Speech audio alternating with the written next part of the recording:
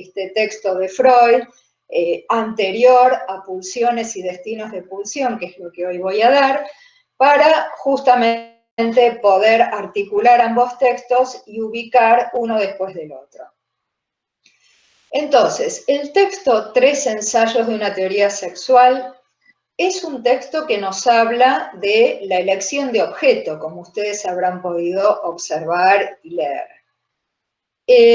Nos habla de la elección de objeto. Cuestiona además, es un texto que rompe con la concepción de la época científica y cuestiona la teoría clásica del conocimiento.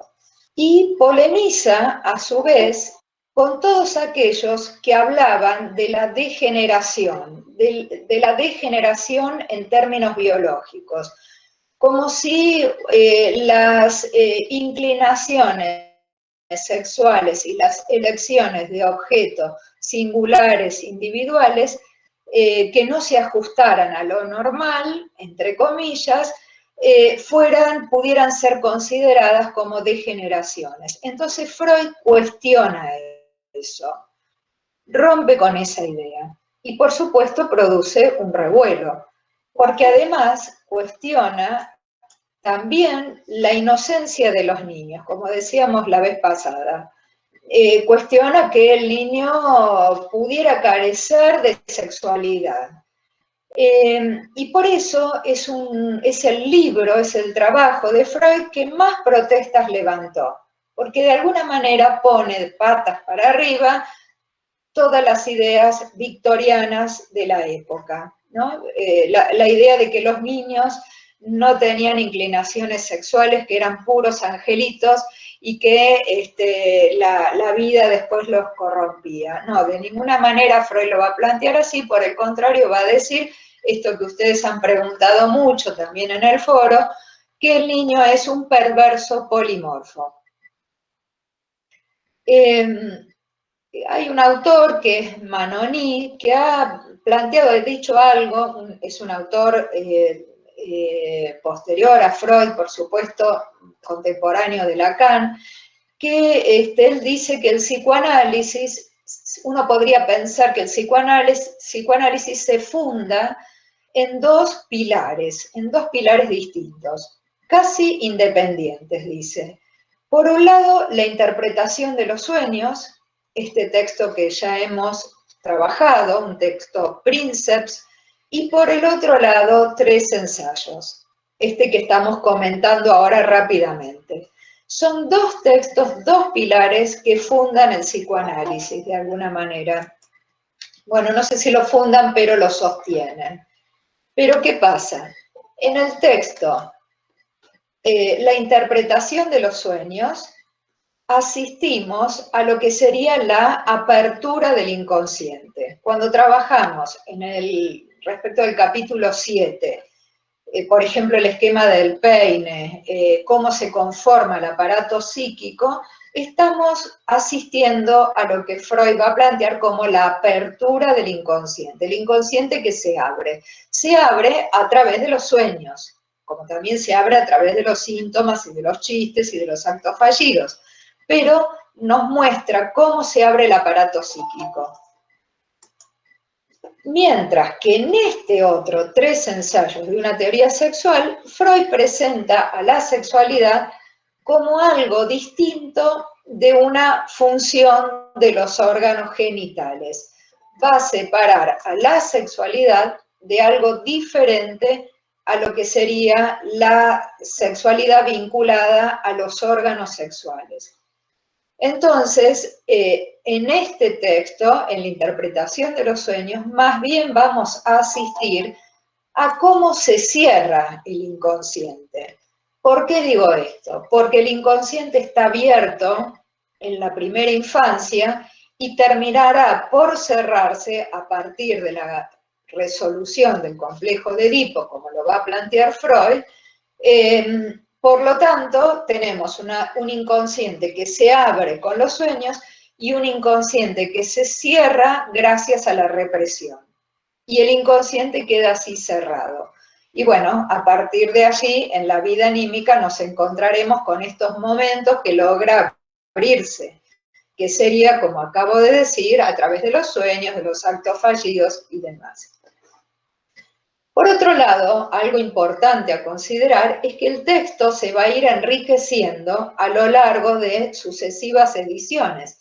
Entonces nos vamos a encontrar con que en alguna página Freud nos habla, por ejemplo, de las fases del desarrollo de la libido de determinada manera, en donde no está incluida la fase fálica, para finalmente, luego de casi 20 años, en una nota al pie de página, decirnos que la fase fálica debe ser considerada en tanto primacía del interés, como un niño pequeño, una niña se interesa de la cuestión fálica, sin por eso, tenemos que tener en cuenta esta cuestión, el falo no es el pene, por lo tanto no podemos considerar que en esa fase fálica solo estemos hablando del pene.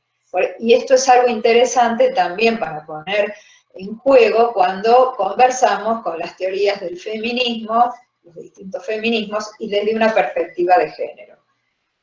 Bien, entonces, el texto se va enriqueciendo, pero lo que siempre vamos a decir que es un libro que habla de la pulsión, es un texto de la pulsión. Así como la interpretación de los sueños es un texto que nos habla del deseo, recuerden que se trataba de el deseo infantil reprimido, los sueños.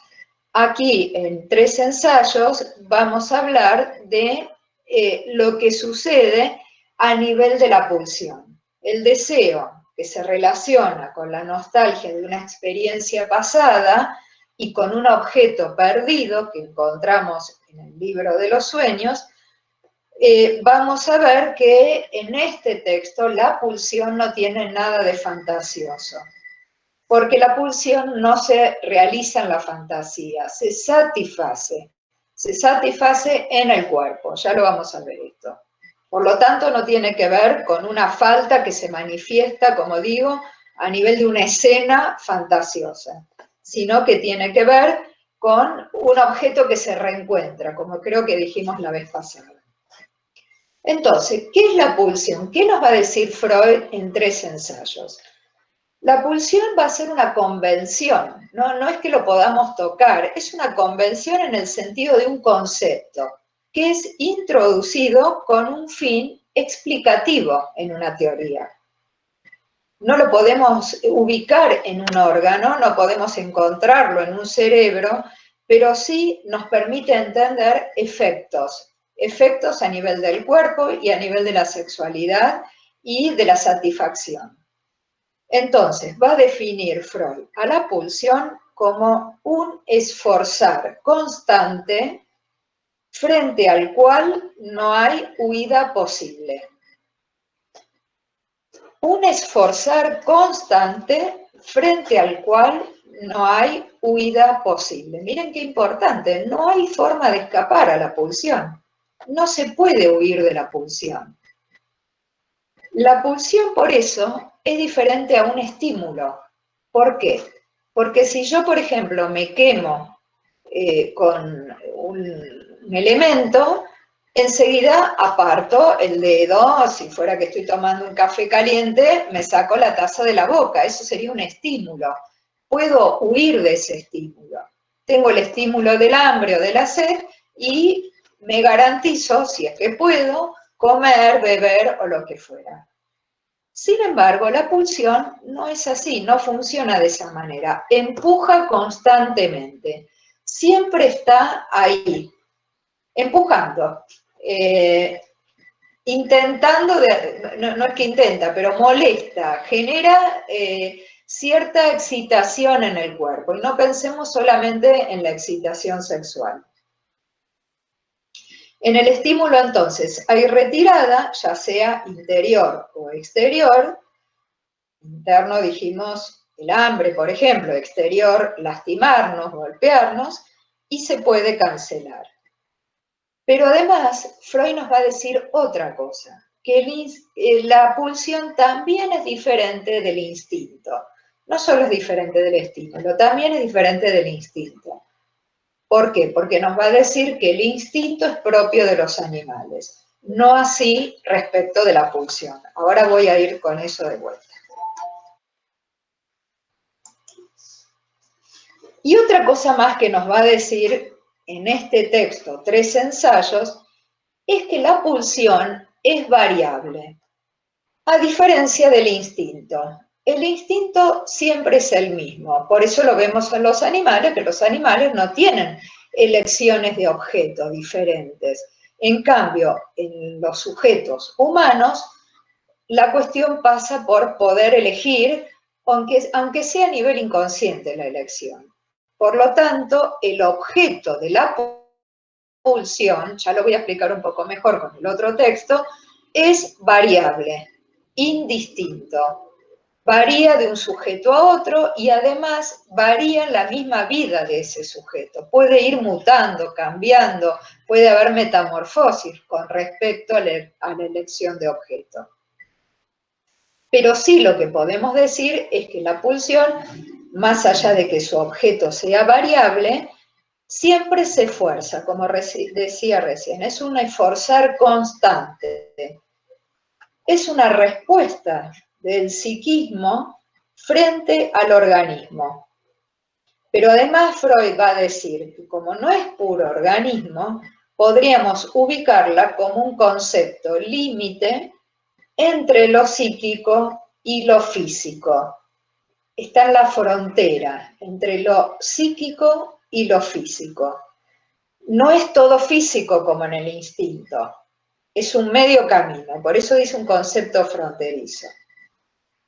Y tiene además un ritmo, la pulsión, de aumento y de disminución. No es siempre igual la pulsión, no siempre tiene la misma fuerza, a diferencia de un animal.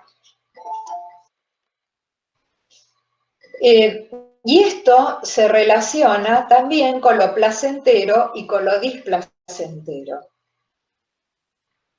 Freud nos va a decir que cuando esa pulsión empuja y tiene una fuerza tal que molesta al organismo, puede convertirse en algo displacentero.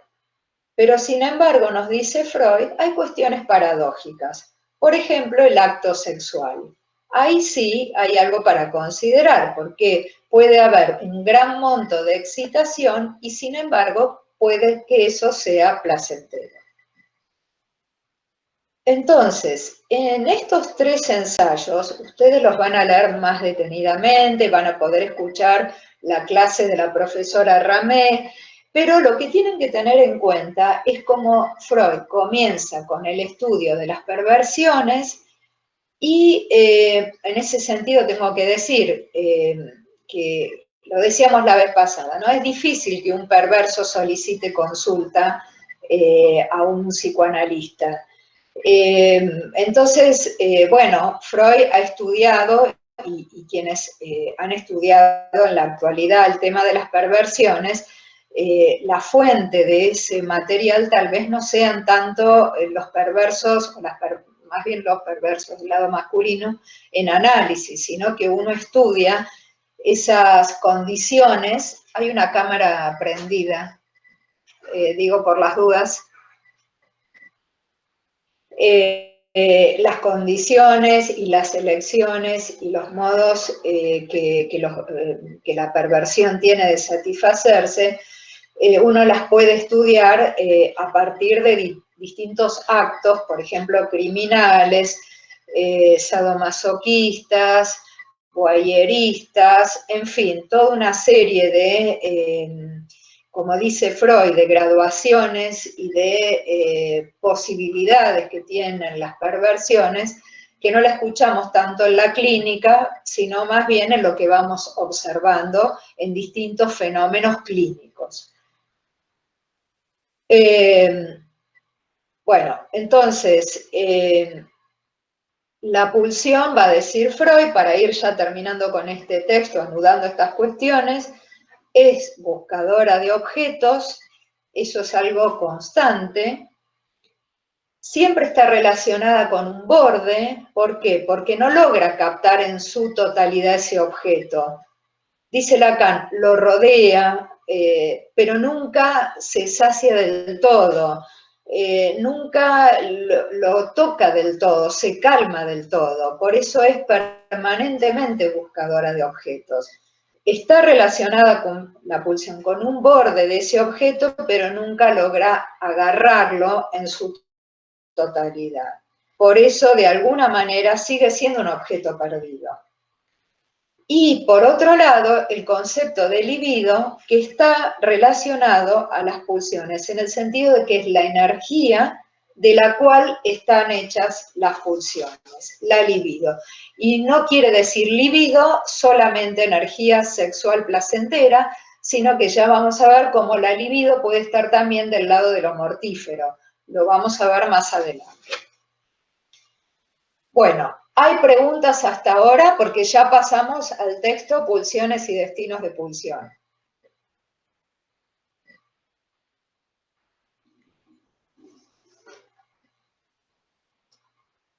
Bueno, no hay preguntas y después en todo caso corto en otro ratito. Bien, bueno, ahora voy a tratar de poner el PowerPoint que gracias a las valiosas sugerencias e instructivos que me han enviado compañeros de ustedes, creo que voy a poder hacer. Bueno, un poco se hizo la clase pasada, pero bueno, vamos a ver si me sale ahora. La libido es la energía más que el alimento de la pulsión.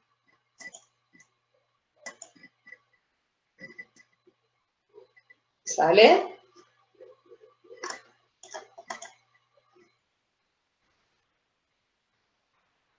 Bueno, confío en que estén viéndola. Ahí está. Bueno, muy bien. Fíjense que, ¿cómo les pongo ahí las distintas formas de, no formas de escribir, sino las traducciones distintas?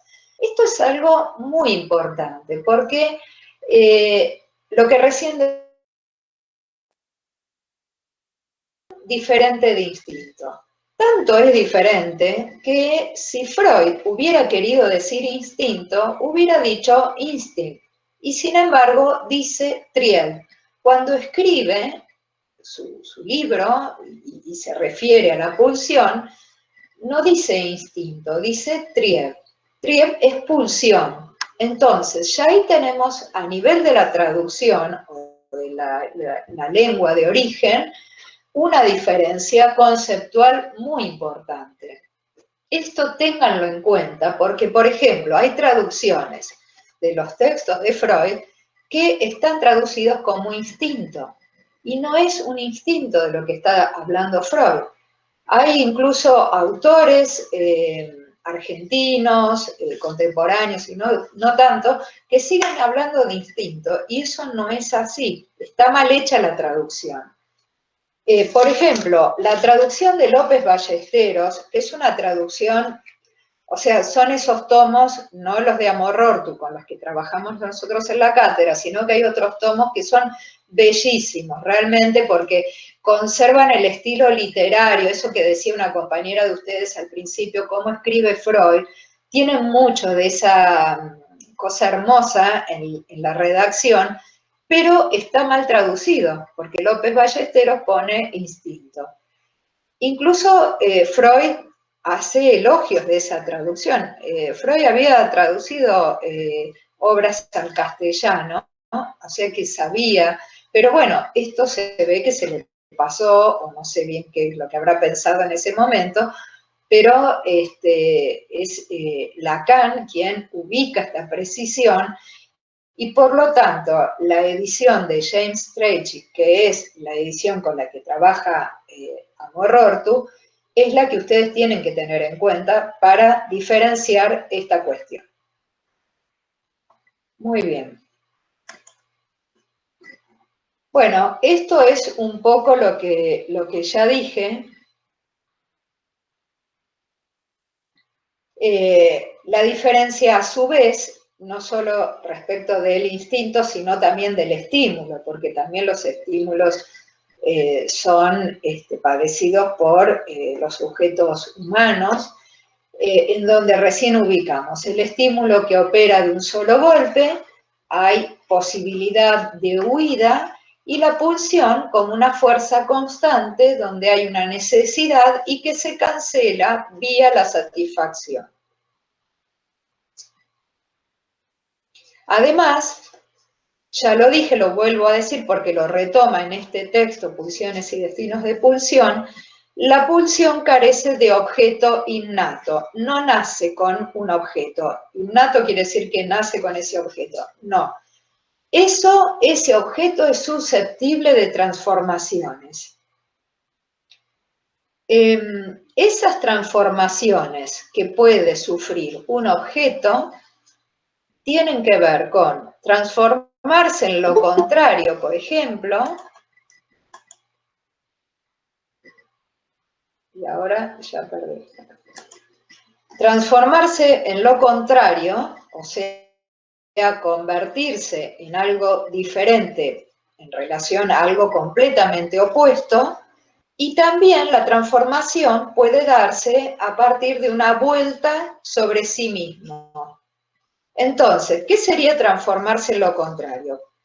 En lo contrario, si pensamos, por ejemplo, en una lógica binaria, que el objeto de la pulsión en un sujeto sea, por ejemplo, una mujer, y que luego ese objeto se transforme, o el interés por el objeto esté dado por lo contrario, un hombre. Eso sería desde una lógica binaria, por supuesto, pero para dar un ejemplo, vamos por lo más clásico, un objeto que cambia a otra cosa, lo contrario.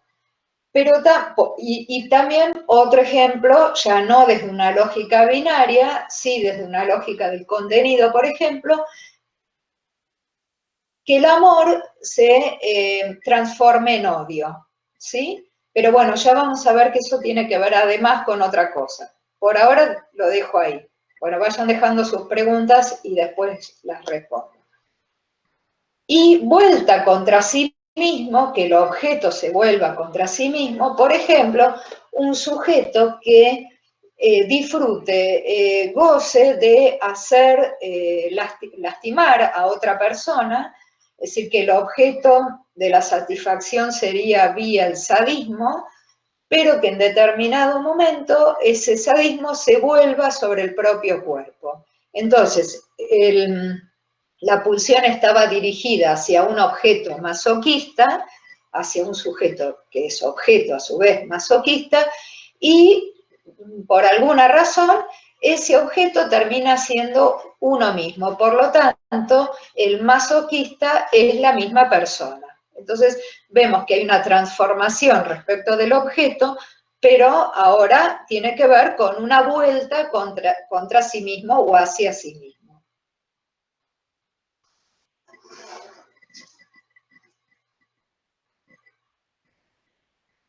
Hay una notita que me interesa que la lean, una nota, la nota al pie, la número 6 del texto, Pulsiones y destinos de pulsión, que como yo les dije, es importante ir leyendo las notas, porque a veces en esas notas que uno las pasa así nomás, con la letra chiquita, resulta ser que ahí ya hay todo un desarrollo teórico superador de lo que está diciendo en el mismo texto. Porque como también les dije, la honestidad intelectual de Freud hacía que no quisiera sacarle pedazos o autocensurar su propio trabajo. Entonces los dejaba tal cual los había escrito, en este caso en 1915, pero resulta que más adelante termina yendo contra sí mismo y dice, no, acá me equivoqué, ahora lo pienso de esta manera.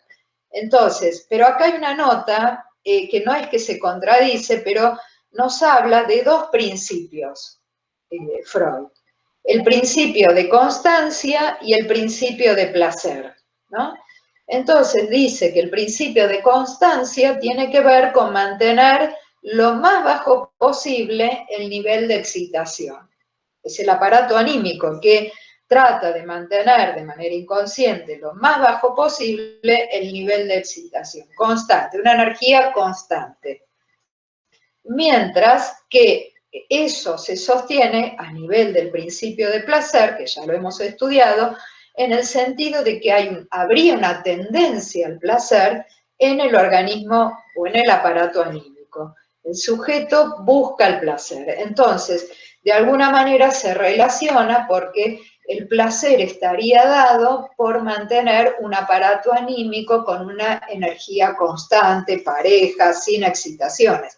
Pero como ya dije, no sucede así en la actividad sexual en relación a un otro o con el propio cuerpo.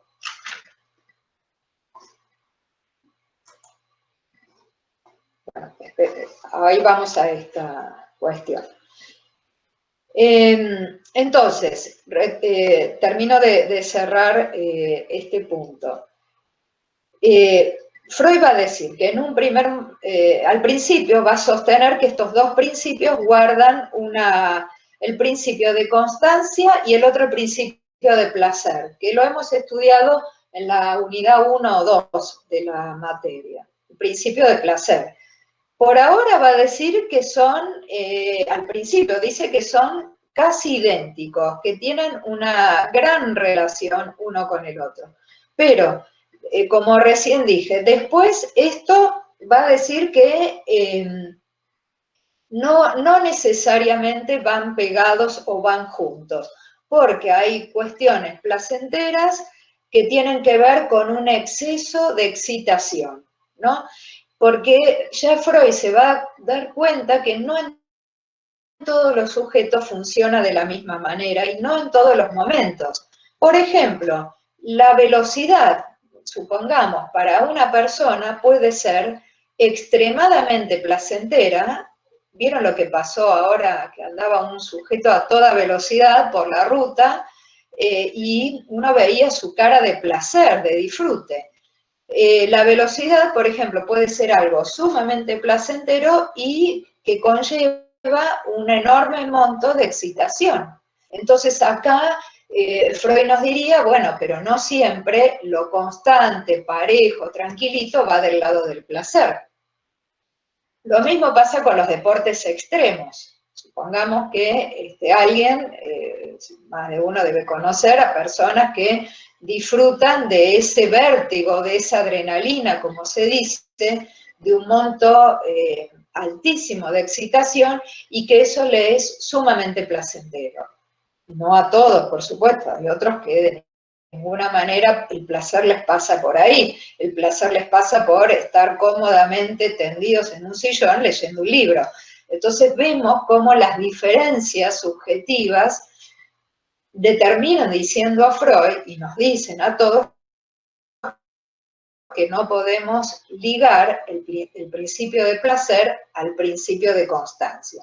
Y esto es algo que va a ser fundamental de tener en cuenta cuando veamos en el texto de 1920, o sea, 5 años después, en el más allá del principio de placer, el famoso giro del 20, cómo va a dar vuelta todo el aparato teórico de Freud de considerar que solo existe un principio de placer y que ese principio de placer está solo ligado a la quietud, a la constancia y demás. O también, como lo llamó en algún momento, el nirvana, el principio de nirvana, porque lo tomaba de ese estado metafísico y propio de la experiencia de ciertas religiones que buscan la quietud plena en determinados momentos, bueno, por ejemplo, la meditación.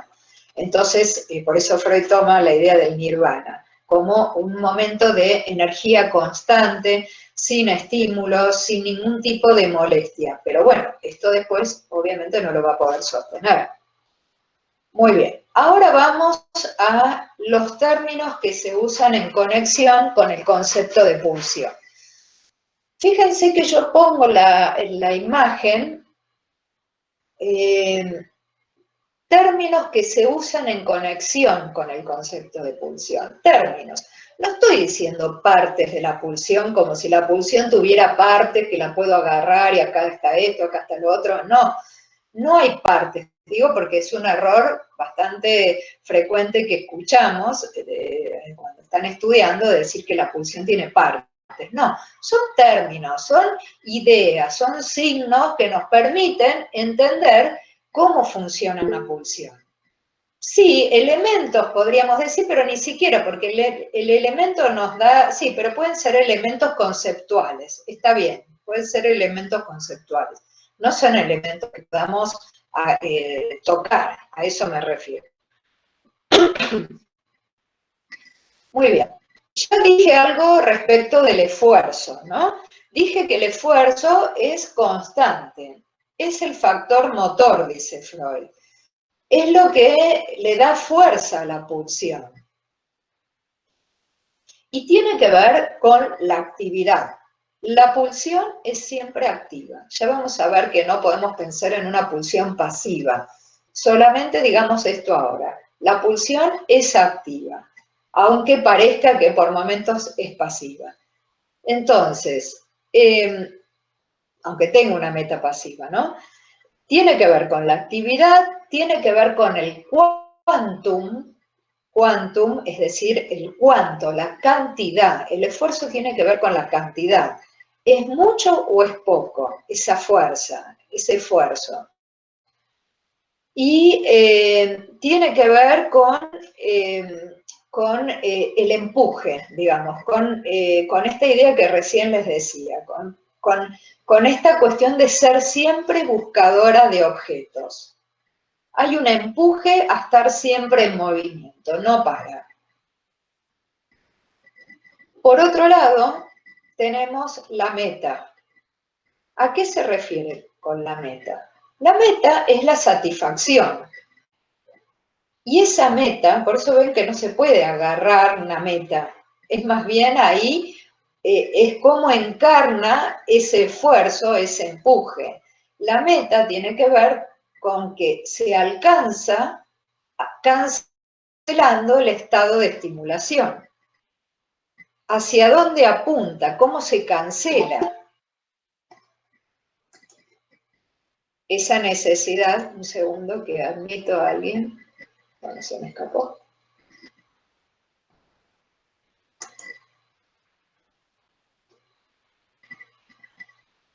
¿Entró la persona que estaba pidiendo admisión?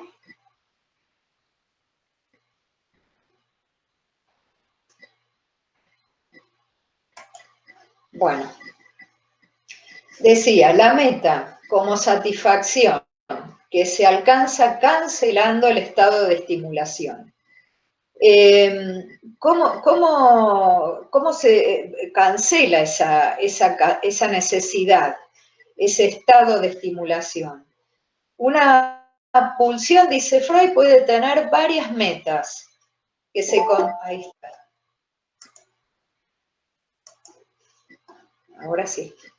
Puede tener varias metas que se combinan, que se permutan, se cambian entre sí, pero también podemos tener pulsiones de meta inhibida. Es decir, la meta está de alguna manera, inhibida, no se expresa a nivel del cuerpo.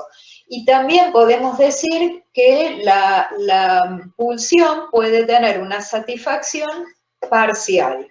Es decir, que la meta responde a una satisfacción parcial. O sea, como ven, hay distintas formas de cancelar esa pulsión, de satisfacerla. Por ejemplo, dice Freud, el acto sexual, sí, ahí voy con esas preguntas, el acto sexual puede ser de manera completa, dice Freud, o puede ser de manera parcial. Por ejemplo, que un sujeto fetichista, da esos ejemplos, cancele su satisfacción a través de solo mirar, solo ver a su objeto.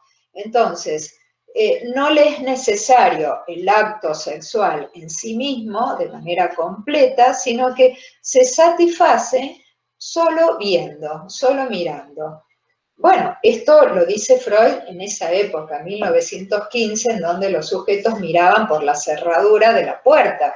Imagínense que ahora eso ni siquiera es necesario porque tenemos internet, tenemos todas las redes sociales, tenemos el Tinder y todas estas cosas, que muchas veces vemos sujetos que ni siquiera necesitan ir al encuentro con el otro, solamente se quedan satisfaciéndose en la mirada, en las imágenes. Entonces ahí tenemos una meta que no tiene que ver con una satisfacción plena del acto sexual, sino que queda en la cuestión de la mirada. Por ejemplo, hay sujetos que se satisfacen de otras maneras, a nivel del sadismo.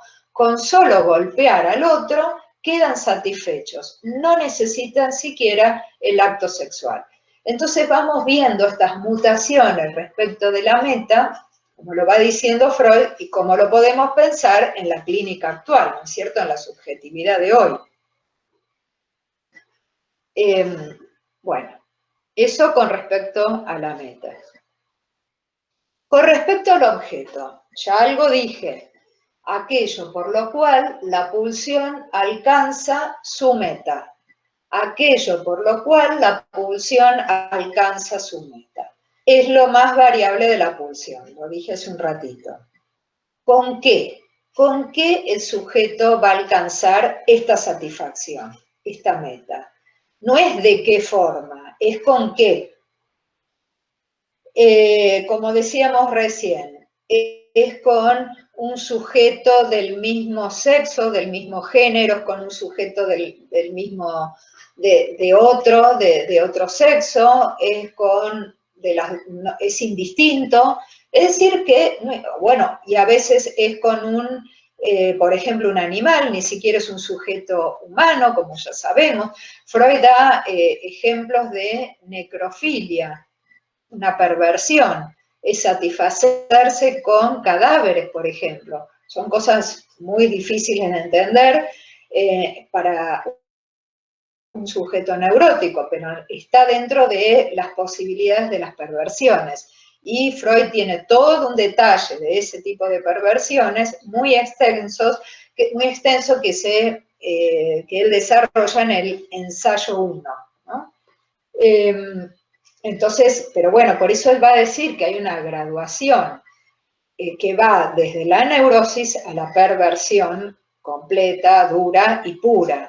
Pero también nos va a decir que encontramos ciertos rasgos de perversión en las neurosis, que por supuesto no son este tipo de prácticas, ¿no es cierto? Pero sí prácticas que tienen que ver con los juegos previos antes del acto sexual, que están consideradas dentro del marco de las neurosis, ¿no? O de, vamos a decirlo así, entre comillas, la normalidad. Incluso el objeto, como recién dije, puede ser el propio cuerpo. En vez de que sea un objeto exterior al propio cuerpo, puede ser que alguien se satisface, encuentra su meta vía el cuerpo de cada quien. Y por otro lado, la fuente, lugar desde donde se produce el proceso somático que se percibe como excitación. Sería ¿de dónde? ¿De dónde parte la pulsión? Ya no es hacia dónde va, como sería en el objeto, ni de qué forma, como sería con la meta, ni cuánta cantidad, como sería con el esfuerzo. Es de dónde parte, de qué fuente orgánica parte. De la boca. Bueno, ayer no, el miércoles veían con Ivana las fases del desarrollo de la libido, la pulsión oral, la pulsión anal, la primacía fálica. Entonces, ¿de dónde parte esa excitación?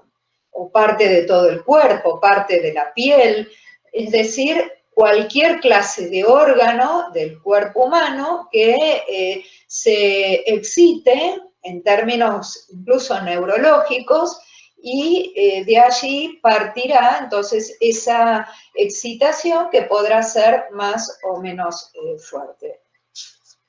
Acá está mal escrito. Bueno, ahora sí.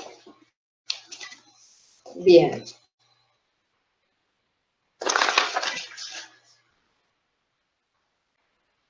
Vamos a ver un poquito las preguntas, que veo que hay varias, así puedo avanzar después con lo otro.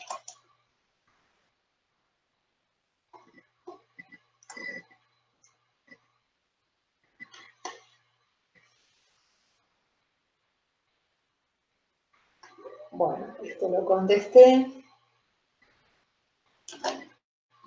Mayra, la pulsión se origina en una persona cuando tiene su primera vivencia de satisfacción.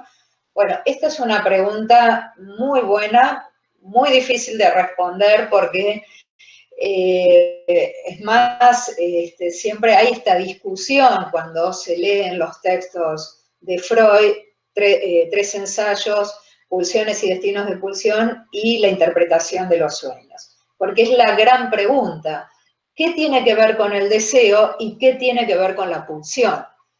Cuando Freud habla en el capítulo 7 de ese objeto perdido, de la primera vivencia de satisfacción, ese momento mítico y fundamental que produce una alucinación, dice, porque después cada vez que esté esta necesidad, el sujeto va a alucinar que eso se satisface. Freud ahí estaba hablando del deseo, porque decía el deseo, una nostalgia de algo perdido, ese objeto perdido que podía ser, por ejemplo, el pecho materno. Pero después nos vamos a dar cuenta, por eso decía, a la luz de la lectura de los textos que vendrán, que no podemos pensar en ese momento como algo que tenga que ver solo con el deseo. Tiene que ver con la satisfacción pulsional. Por eso dice vivencia de satisfacción.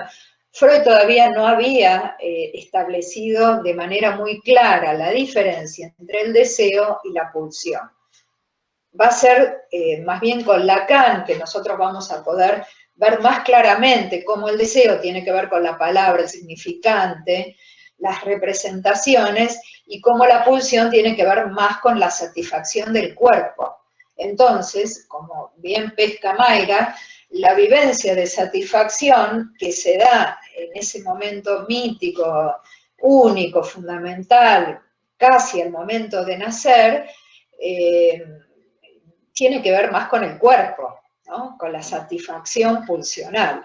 Así que está bien, pero bueno, como digo, es difícil poder, que ustedes puedan por ahora captar esta diferencia en el momento que nos encontramos de la cursada. Esa pulsión, dice Tatiana, ¿puede redireccionarse o se puede dar en paralelo a diferentes? Sí, se puede dar en paralelo, esta es otra de las características, muy bien la pregunta, que se da, que tiene la pulsión. Pueden convivir las pulsiones. Conviven con diferentes objetos, pueden ir una para un lado y otra para el otro, ya vamos a ver en un ratito. Lo de los principios ya estuvo dicho. Bueno, el principio de constancia sería como el de realidad. No necesariamente, Nicolás, porque mira, si vos pensás, el de constancia sería siempre todo parejo, sin estimulación, sin molestias, y el de realidad nos lleva muchas veces a muchas molestias. Por ejemplo, estar sentados muchas horas frente a una computadora, estudiando, es algo que nos deja del lado el principio de realidad, porque tenemos que estudiar, tenemos que aprobar los exámenes y demás. Y no necesariamente eso tiene que ver con la constancia en el sentido de la estimulación pareja. Todo lo contrario, empieza a molestar el cuerpo, duele la columna, o sea que allí no habría algo del orden del placer por la constancia. Ahora, si hay alguna persona que su principio de realidad, para tomar este mismo ejemplo, le dice que tiene que estudiar para recibirse y aprobar los exámenes, y eso le encanta, le gusta muchísimo, se relaciona con el principio del placer. No siente ninguna molestia en el cuerpo, también hay una estimulación constante, Entonces ahí la cosa cambia. Como vemos, cada sujeto es diferente, pero digamos que la constancia la ponemos más del lado del placer en un primer Freud, no en un segundo Freud, un Freud como el que va a ser en 1920. Después del 20, entonces, dice que los principios no están juntos, claro. Exactamente, Camila. Se puede decir que sean elementos, hablando de la pulsión, ya lo contesté. Eso en la niñez, ¿qué cosa, Nicolás? A ver, escribímelo. ¿Qué sería lo de la niñez que preguntas?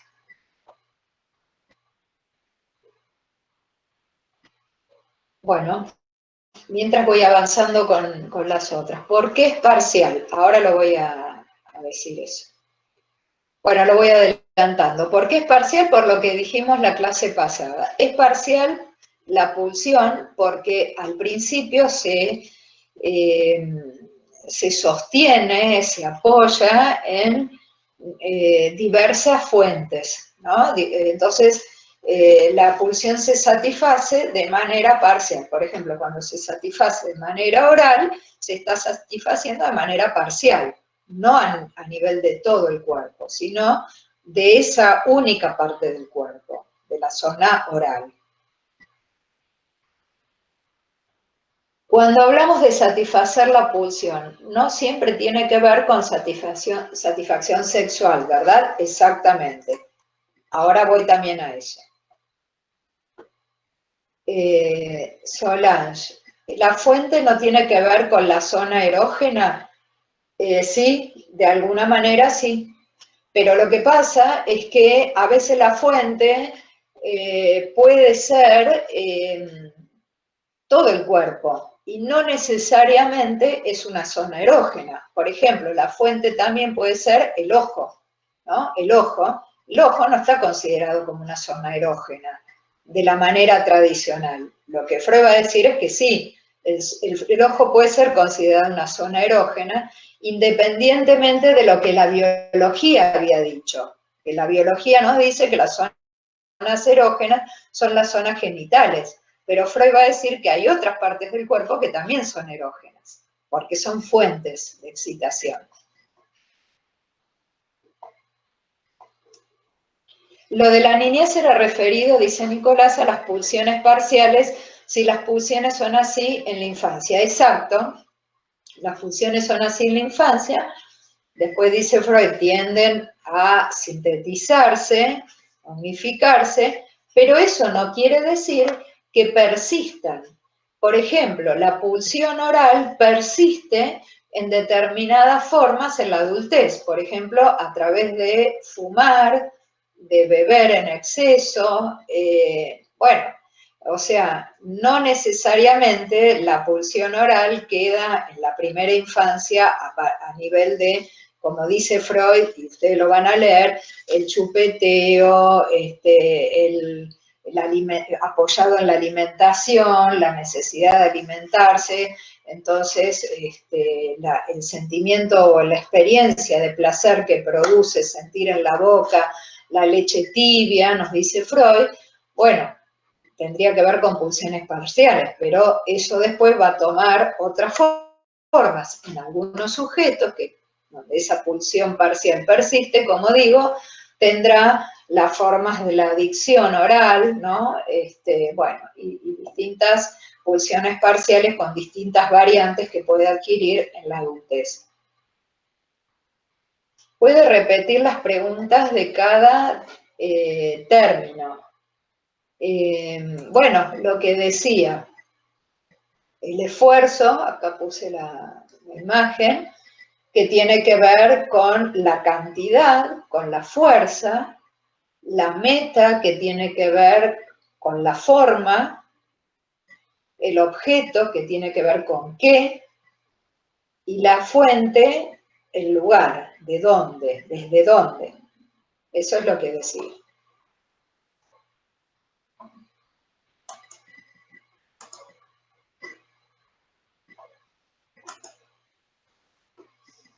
Bueno, otra cuestión. Acá Freud en este texto va a plantear un primer dualismo pulsional. Primer dualismo pulsional quiere decir una primera forma de dividir las pulsiones. Las pulsiones las va a dividir en dos, por eso dualismo. En este momento, dice, se dividen de esta forma. Las pulsiones yoicas, que son las de autoconservación, y las pulsiones sexuales, que son las que buscan un objeto exterior. ¿Sí? Después, Freud va a cambiar y va a plantear un segundo dualismo diferente a este. Va a decir que la cosa se trata de pulsiones de vida y pulsiones de muerte. Lo va a decir en otro texto, en 1920, no en este, pero ya vamos ubicando que acá Freud habla de un primer dualismo. Yoicas y sexuales. ¿Qué quiere decir?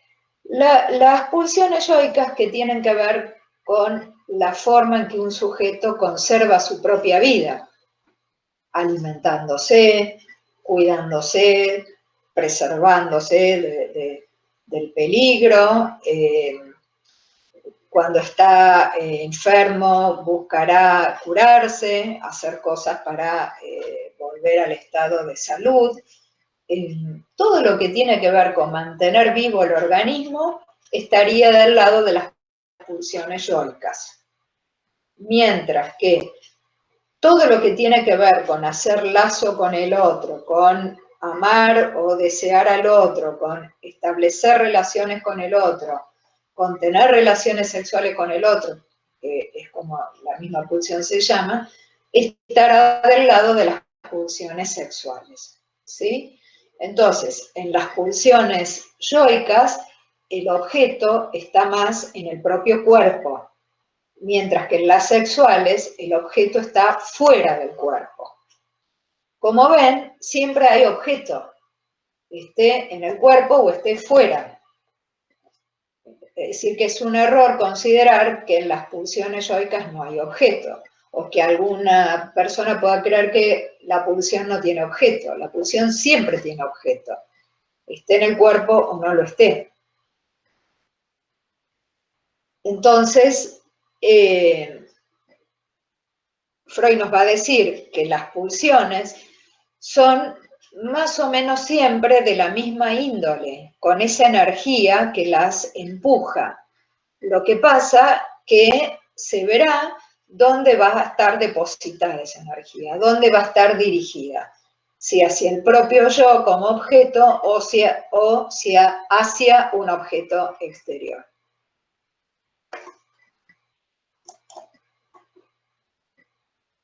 Freud va a dar una serie de características generales de las pulsiones que también las definen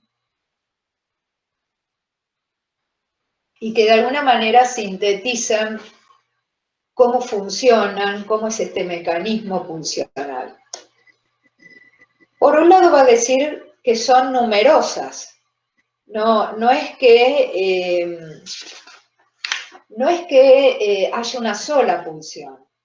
Son numerosas, están en permanente trabajo, atraviesan el cuerpo del sujeto, empujan desde el cuerpo del sujeto y justamente porque provienen de distintas fuentes orgánicas. Es decir, son variadas y tienen distintas formas de ser canceladas, de ser satisfechas. Por otro lado, nos va a decir, no siempre han estado al servicio de una misma cosa. Nos dice que al comienzo las pulsiones parten o son independientes unas de otras. Como recién decíamos, el placer proveniente de la etapa oral o de la fase oral será diferente al placer proveniente de la fase anal. Entonces, quiere decir que allí había una independencia, sobre todo en la infancia, entre una fuente y la otra, y por lo tanto un empuje y el otro. son pulsiones diferentes, aunque se den en el mismo cuerpo, e independientes, ¿no? Y por eso uno ve que cuando se habla de rasgos de carácter, como dice Freud, por ejemplo, que tiene que ver con la fase anal, vemos que son, así como están los sujetos que han persistido en una fase oral, como recién decía, y se vinculan más a las cuestiones de la oralidad, el consumo, ¿no? El de sustancias. En la fase anal, dice Freud, quienes quedan más agarrados, más fijados a esa fase, son sujetos que tienen que ver con personas que se satisfacen reteniendo, por ejemplo.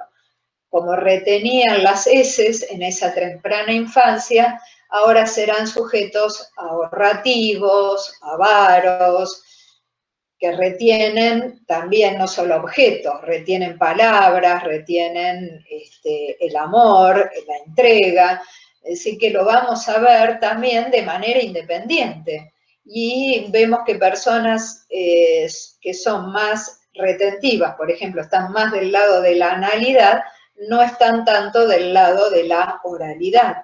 Entonces ahí se ve claramente lo que Freud dice, cómo son independientes unas de otras. Si bien después tienden a unificarse un poco. Como decía también Ivana, dice Freud, al servicio de la reproducción, pero no quiere decir que las pulsiones se unifiquen para solamente procrear. No, es que a nivel de la biología Freud lo pensaba. Después, cuando Freud se despegue de la biología, nos va a decir que la meta sexual, las pulsiones sexuales, no están solamente al servicio de la reproducción, como si fuéramos animalitos. Por el contrario, las pulsiones mismas nos demuestran que muchas veces no tienen nada que ver con reproducirse como los animales. Y por eso también nos va a decir que su meta es el logro del placer de órganos, como dice ahí la imagen. Porque la meta tiene que ver con el placer, con esa satisfacción puntual. No sería solamente con una idea biológica de reproducción animal, sino que solamente se va a cancelar vía el placer que eso produce. Ahí sí está ligado al principio del placer. Después veremos que no, que hay pulsiones mortíferas. Por eso recién decía que por ahora tenemos la división yoicas y sexuales. Después Freud va a decir, no, se satisfacen también en el dolor, ¿no? Y entonces dice, solo después de haber logrado una síntesis, entran al servicio de la función de reproducción. ¿Sí? Lo dice aquí, pero después se va a desdecir. Al principio también nos dice, se apuntalan en las pulsiones de autoconservación, como recién decía. Se apuntalan, se apoyan como una estructura, como un edificio. Se apoyan en la nutrición, por ejemplo. Se apoyan en la necesidad de eliminar los desechos. Entonces, hay autoconservación al principio, pero después eso va a dar lugar a las pulsiones sexuales que van a buscar objetos por fuera del cuerpo, pero apuntalados en estas primeras experiencias de satisfacción. Y por eso nos va a decir Freud, una parte de estas pulsiones sexuales van a estar asociadas continuamente a las yoicas. ¿Por qué? Porque estas pulsiones yoicas van a salir a la luz, por ejemplo, ante enfermedades del cuerpo. Entonces, si bien el sujeto logró salir de la autosatisfacción pulsional, que está solamente asentada en el propio cuerpo, para ir a encontrarse con un objeto fuera del cuerpo, un objeto de amor, de deseo, de goce sexual, siempre va a existir, bueno, si hay una pulsión de vida importante, va a persistir ciertos movimientos que permiten que alguien pueda preservar su vida. ¿Y cómo lo vemos esto? Por ejemplo, alguien puede estar con muchas ganas de ir a, supongamos, a una fiesta, a divertirse, a encontrarse con gente, a conocer personas, es decir, donde estaría asentada la cuestión en las pulsiones sexuales, y sin embargo, si llegara a enfermarse, supongamos que tiene un fuerte dolor de muelas, no le va a dar tantas ganas de salir a divertirse y a encontrarse con otros, sino que le va a dar ganas de quedarse recostado, curándose, tomando el antibiótico, lo que fuera. Ahí entonces el cuerpo mismo pide libido sobre el propio cuerpo. También va a suceder en un accidente, bueno, en cualquier tipo de enfermedad, donde el cuerpo requiere de la energía. El famoso reposo que hay que hacer cuando alguien tiene gripe tiene que ver con eso, con que el cuerpo necesita de la energía libidinal para ir curándose, ¿no? Quienes estaban incubando una gripe, si salen a tomar frío y no se cuidan y qué sé yo, seguramente esa gripe va a ser un poco más fuerte que el que dijo, no, mejor me quedo. Entonces, vemos cómo esas pulsiones sexuales dan lugar a las pulsiones yoicas cuando se necesita de esa libido para sanar el cuerpo, nos va a decir Freud.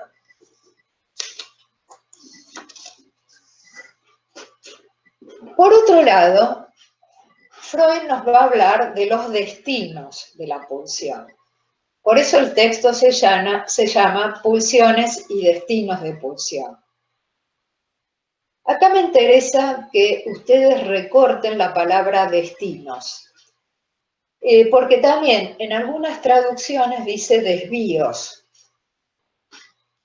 Me parece más interesante la traducción destinos, porque desvíos tiene una connotación como si hubiera algo que es un camino que es normal o habitual, y entonces la pulsión tiene un desvío y se va de la normalidad. Y por el contrario, la palabra destino tiene una connotación en donde un destino puede ir para un lado y otro destino puede ir para el otro. Donde no habría una normalidad ni algo básico. Sí puede haber lógicas clásicas, binarias, como sabemos, convenciones habituales que vienen de la historia de la humanidad, pero en ese punto Freud me parece bastante visionario cuando dice destinos. Dice, un destino puede ir para un lado, un destino puede ser para el otro. Por ejemplo, como recién decía, el trastorno hacia lo contrario, que el amor se convierta en odio, que una persona pueda amar a otra del sexo opuesto o pueda amar a una de su propio sexo o pueda amar a alguien trans o lo que fuera, ahí estamos diciendo que hay trastornos, pero no en el sentido de trastorno como enfermedad, sino como cambio, se trastoca. Hay un trastorno en el sentido de un cambio, esa es la verdadera acepción de la palabra. Lo mismo con la vuelta hacia la persona propia, quiere decir que el objeto esté fuera del cuerpo o en el propio cuerpo. Y acá me interesa también recuperar estos otros dos destinos, que son la represión y la sublimación.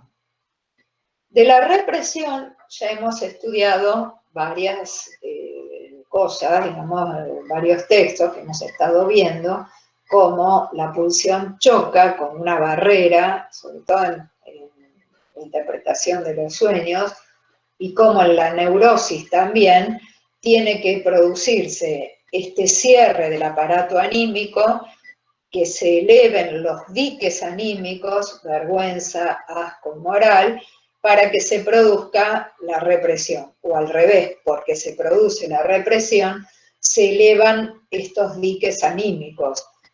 Entonces el aparato se cierra, el aparato anímico se sucumbe bajo la represión porque también se resuelve la conflictiva edípica a partir de que aparece la idea de una ley que se ejerce vía una autoridad, pero también vía lo simbólico.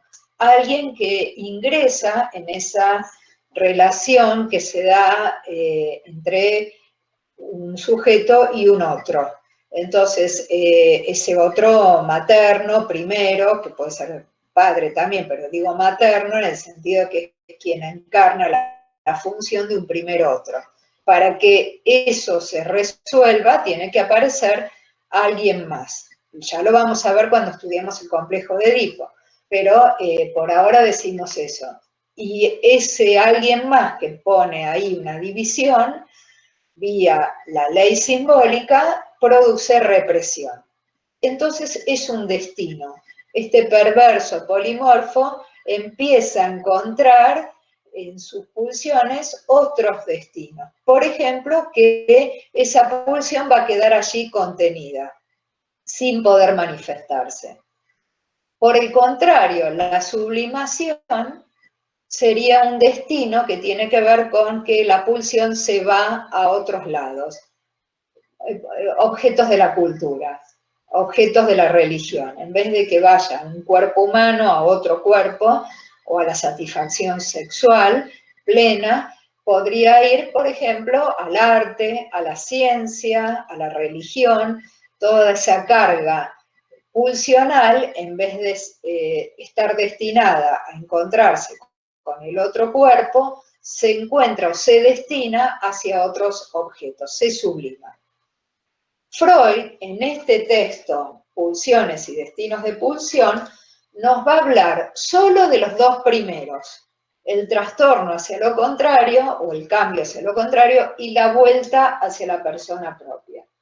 Mientras que la represión, como destino pulsional, lo va a tomar en un texto que se llama La represión, que ustedes tienen que estudiarlo, está en el apunte. Y la sublimación no la va a trabajar en un texto en particular, le quedó pendiente eso, pero sí lo va a ir tomando en diferentes otros trabajos. Por ejemplo, en Malestar en la cultura, en Tótem y Tabú, bueno, otros trabajos que justamente profundizan la cuestión del arte, de la religión, de lo simbólico, y cómo la pulsión se anuda a esos otros objetos o espacios, ¿sí? Así que no está desarrollado ni la represión ni la sublimación en este trabajo. Sí los nombra, pero los trabaja en otro lado.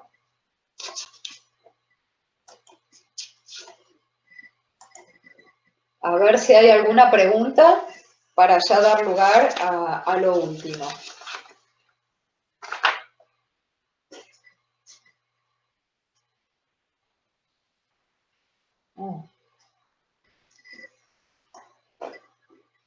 En la psicosis, una pulsión podría depositarse en la satisfacción de ver sufrir a otros, sería en la perversión, más bien, la satisfacción de ver sufrir a otros, eso es en la perversión, no necesariamente en la psicosis, aunque por supuesto, tanto en la psicosis como en las neurosis puede haber rasgos de perversión. Y entonces, no estamos hablando de un perverso así puro, pero sí podemos hablar de un neurótico que se regocija un poco viendo sufrir al otro, ¿no? Y también puede pasar en una psicosis. Y esto si pensamos la cuestión en términos del estructuralismo clásico de neurosis, psicosis y perversión. Pero sí, más que nada, la satisfacción de ver sufrir a otros, que eso es sadismo, está del lado de la perversión. Entonces, en la gripe, dice Nicolás, el cuerpo maneja a la pulsión. Bueno, la maneja, pero más que, porque la pulsión es muy difícil de manejar, de domesticar. La pulsión es más bien la pulsión yoica la que se impone. Si estamos hablando de un sujeto que tiene más relación con la vida que con la muerte, que es un sujeto que se tiende a cuidarse, a preservarse, a generar espacios de placer, seguramente su pulsión de vida va a operar para que ese sujeto, si tiene gripe, no se exponga a enfermarse más. Pero no es que hay un manejo, es que hay un empuje a preservar la vida, ¿sí?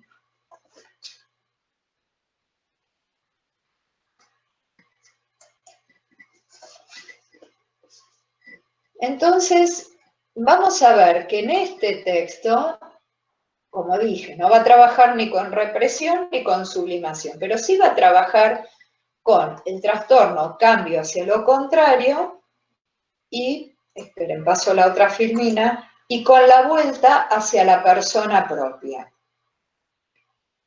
En el trastorno hacia lo contrario nos encontramos con que, ¿en qué se refiere, ¿a qué se refiere con lo contrario? Se refiere a la meta, por eso está puesto así en rojo.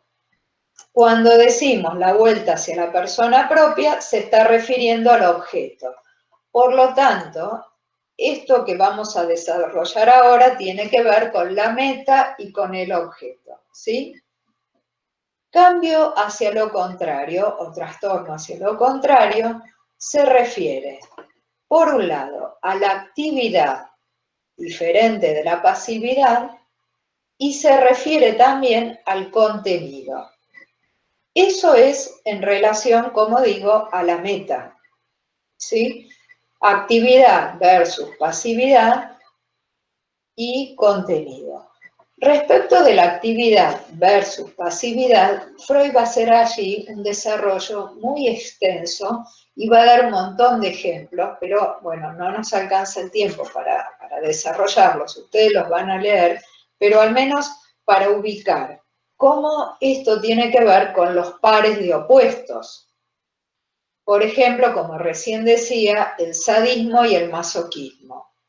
Es decir, el hecho de ofrecer el cuerpo para ser lastimado o golpeado, o el hecho de golpear, ¿sí?, al otro. Allí Freud dice que habría una actividad-pasividad. La pasividad estaría del lado del masoquismo y la actividad del lado del sadismo. En el par de opuestos, ver, ser visto, por ejemplo, ver el voyerismo y el ser visto, el exhibicionismo, tendría que ver con la actividad del ver y la pasividad del ser visto. Ahora, ¿qué pasa acá? No podemos pensar, y sobre todo con Lacan, por eso les agregué, Lacan agrega hacerse ver, la pulsión hace un bucle. Lacan nos va a decir que no podemos pensar en una pulsión pasiva, porque incluso en el hecho del sadismo, en el hacerse pegar, hay una actividad, ¿sí? Salvo que alguien sea golpeado, violado, y de manera en donde no hay de ninguna manera una voluntad, un ofrecerse a eso, que por supuesto ahí sí hay una pasividad, y bueno, y por supuesto uno podrá decir, bueno, cada víctima se defiende como puede, de la manera que puede, pero allí hay algo en donde es la violencia del otro la que somete, esa violencia en la que somete el cuerpo del otro, es diferente a lo que Lacan plantea en el sentido del sadismo y del masoquismo como práctica, donde sabemos muy bien que hay sujetos que se ofrecen a ser lastimados por el otro, psíquica y físicamente.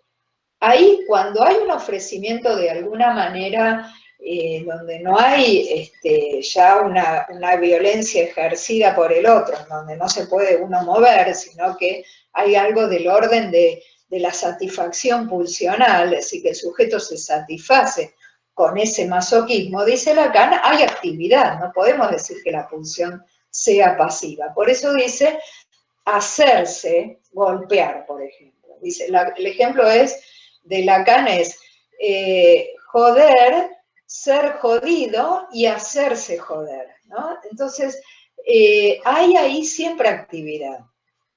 En el hecho de hacerse golpear, hacerse ver, hay una actividad de la pulsión. Por eso Lacan toma estas tres posibilidades y por eso dice que la pulsión vuelve como un bucle sobre sí mismo. Dice, no puedo hacerles el dibujo, pero es como si fuera una boca que se besa a sí misma. Hace como un círculo donde la pulsión parte de un lado y vuelve al mismo lugar. Supongamos, parte del ojo y vuelve al mismo ojo, en el hacerse ver, ¿no? Cuando alguien es exhibicionista, no es solamente que es espiado, es que se muestra para que el otro lo vea, ¿sí? Piensen ustedes en vuelta con las redes sociales, ¿no? Cuando alguien se exhibe, no es que el otro lo espía sin que no se den cuenta, ¿no? Y que después vienen los problemas, que me dijeron, que me filmaron y que compartieron el video y qué sé yo. Alguien se ofreció a eso, ¿no? Hay algo del goce en eso, del goce sexual y la satisfacción de hacerse ver. Lo mismo sucede con, bueno, todo lo que implica la clínica de la violencia, ¿no? Cuando alguien, un psicoanalista, una psicoanalista recibe a alguien víctima de violencia, lo primero que se tiene que preguntar es qué tiene que ver ese sujeto, esa mujer, digamos, si lo pensamos del lado femenino, con esa violencia. Tiene que preguntarse eso, porque por supuesto hay casos en donde deberá despejar toda posibilidad de que esa víctima de violencia no tenga nada que ver en esa violencia y que efectivamente fuera atacada por otro, donde diferenciar de situaciones donde hay personas que se quedan gozando de eso, ¿no? Y donde no tiene mucho que ver la condición económica, ni las dificultades para irse de ese lugar, ni la cantidad de hijos, que por supuesto esas cosas sí suceden y las consideramos, pero hay veces en donde vemos que uno se pregunta, ¿por qué esta mujer que podría haberse ido de ese lugar, de ese hogar en donde es maltratada, golpeada, sigue estando ahí? ¿No? Y podría haberse ido de ahí. Entonces, ahí es donde trabaja el tratamiento con esa persona, trabaja un analista, bueno, también un psicólogo, para ver qué hay de ella en eso y ayudarla a poder romper con ese ciclo de violencia. ¿Se entiende?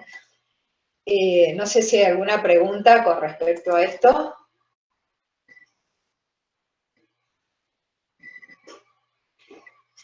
Luisina, sobre el concepto de trastorno hacia lo contrario, ¿qué connotación tenía en aquella época el concepto? Porque en la actualidad se torna a una perturbación. Claro, no. Si ustedes se fijan, la palabra trastorno, en el diccionario, la concepción etimológica del trastorno es girar, dar una vuelta, ¿no? Buscar otra perspectiva. No tiene que ver con el trastorno de está trastornada la persona, no está alterada, está perturbada. El sentido etimológico de la palabra nos lleva a una palabra que no tiene que ver con la patología, aunque lo puede tener que ver, pero no necesariamente, sino más bien con un giro, con una vuelta, ¿sí? ¿Otra pregunta?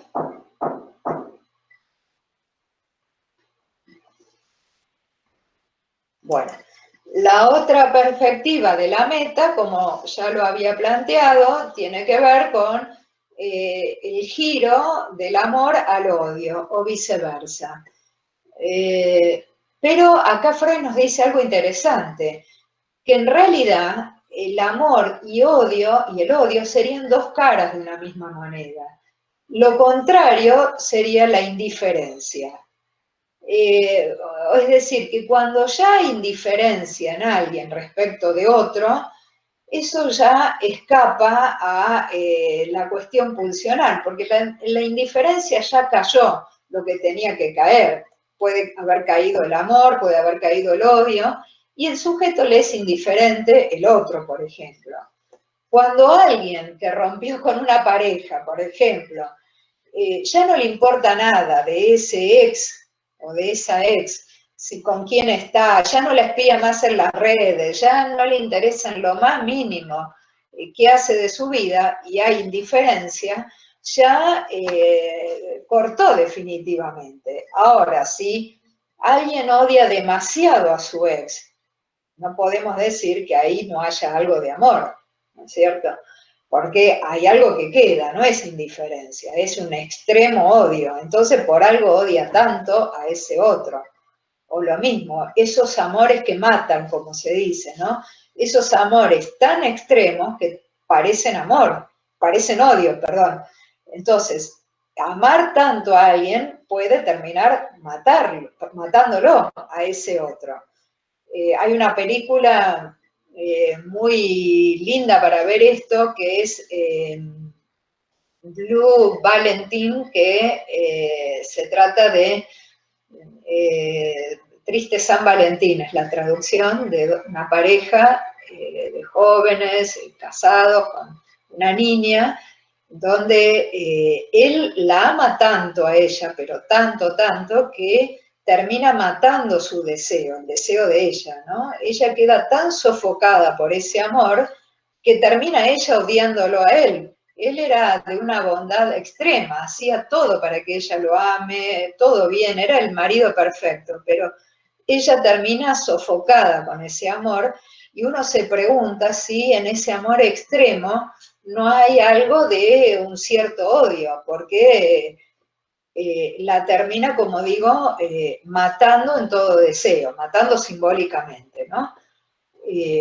No les cuento el final de la película, pueden verla, hay un trabajo que escribí al respecto, si lo buscan en Google con mi nombre y la revista es, bueno, lo puedo subir online, la revista es Ética y Cine, y ahí está el trabajo, pero se lo subo.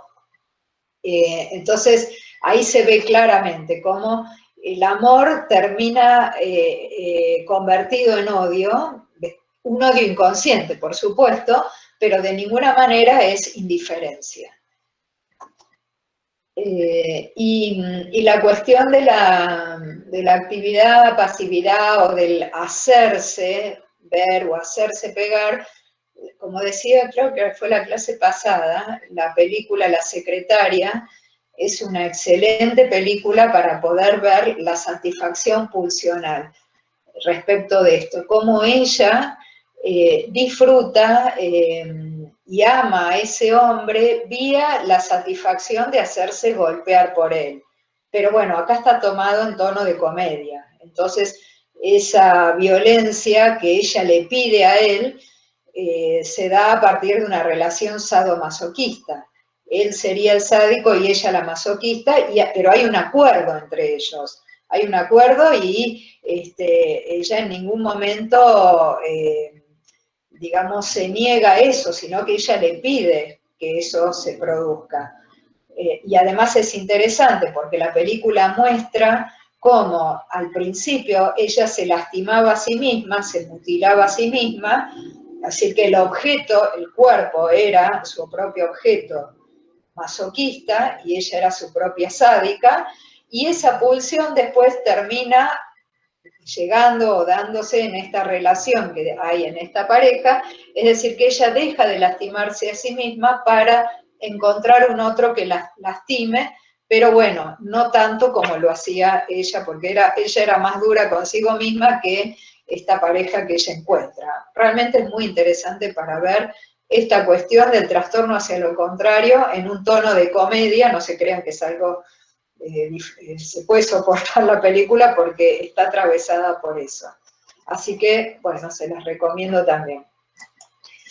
Bien, la vuelta hacia la persona propia, acá sería un poco lo que recién traía de esta mujer de la película La Secretaria, donde el sadismo puede volverse hacia el yo y se convierte en masoquismo. En el caso de ella, ya partía de un sadismo volcado hacia el propio cuerpo, donde ella es la masoquista de sí misma, y esa pulsión después cambia de objeto y se vuelve hacia el otro, y ese otro es quien ejerce el sadismo sobre ella. O sea, vean la vuelta que da la pulsión, está clarísima en la película, para mostrar cómo tiene que ver con por lo menos dos personas. Acá era ella misma y después pasa a ser él. Pero bueno, esto también puede darse al revés, puede darse respecto de distintos objetos. Bueno, esto sería por ahora. A ver, las preguntas. ¿Cómo se llama la peli?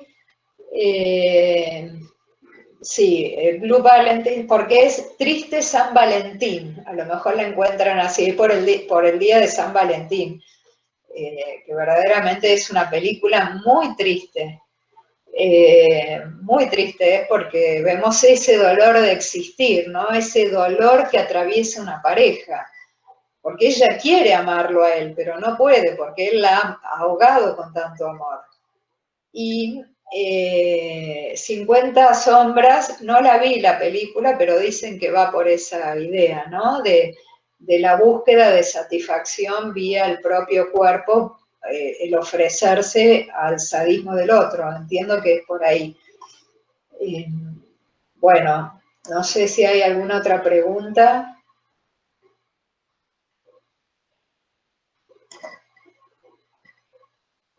Creo que no. Entonces, a ver si me queda algo por decir.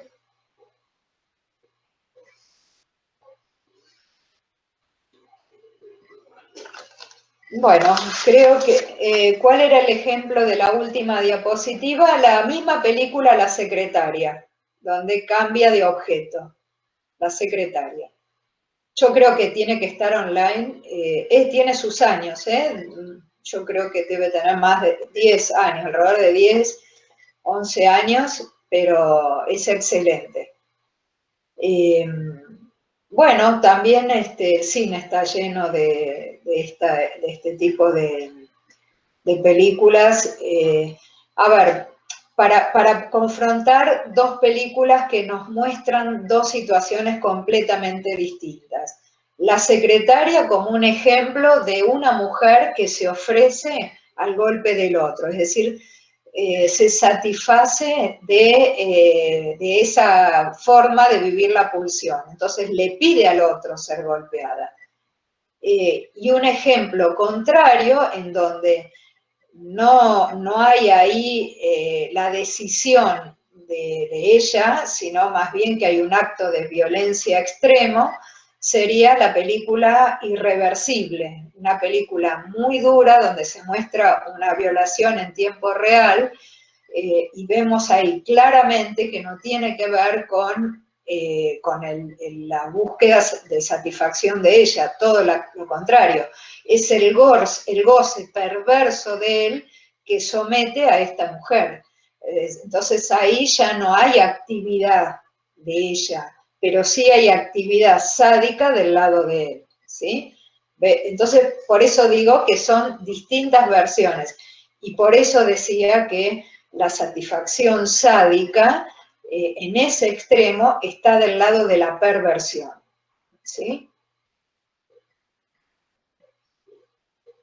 Y todo lo que implica la violencia, los femicidios, la violencia de género, estas violaciones en patota, o, bueno, el asesinato de otro, como sucedió ahora en el verano con la cuestión de los rugbyers y eso, vemos ahí, bueno, ¿qué hay? Goce perverso de aniquilar al otro. Ahí es el odio puro, extremo. El odio volcado sobre el cuerpo del otro hasta matarlo. No hay actividad del lado de la víctima que muere, sino que hay odio, goce puro de ejercer violencia con el otro hasta la muerte. Vemos acá cómo las pulsiones de muerte nos permiten explicar esto, ¿no? Que todavía no la teníamos con este Freud, pero bueno, sí podemos decir que en la actividad pulsional de matar al otro, que se le vaya la vida del otro, de la pura violencia, ahí hay sadismo puro, ¿no es cierto? Entonces hay, bueno, pulsión de muerte, agresividad y no hay amor, no hay nada del orden, ni hablar de la sublimación, de la meta inhibida, de nada, es la locura extrema, el goce perverso extremo. Además de que no hay simbólico, porque ahí no hay, en estos casos así extremos, no hay alguien que pueda decir de esa patota, voy a cometer este asesinato porque, como si fuera un asesinato tramado, ¿no? Ahí es violencia pura, sin palabras y sin sentido. No hay simbólico ahí que pueda decir, esto fue organizado de esta forma para producir tal efecto. Nada, es el golpe hasta la muerte, ¿se entiende?